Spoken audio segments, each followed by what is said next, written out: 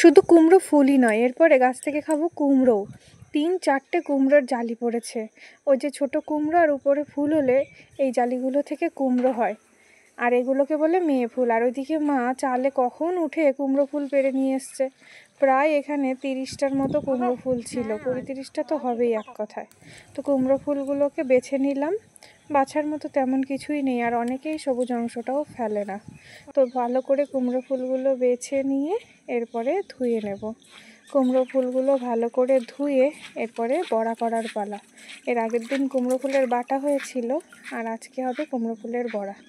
মা চালের গুঁড়ো, বেসন, নুন, হলুদ, লঙ্কার গুঁড়ো আর কালো জিরে দিয়ে বেসনটাকে ভালো করে ফাটিয়ে নিয়েছে। এরপরে তেলে ছাড়ার পালা, আর মচমচে কুমড়ো ফুলের বড়া রেডি হলেই ব্যাস। ডাল ভাতের সাথে কুমড়ো ফুলের বড়া, আর কি চাই দুপুরে।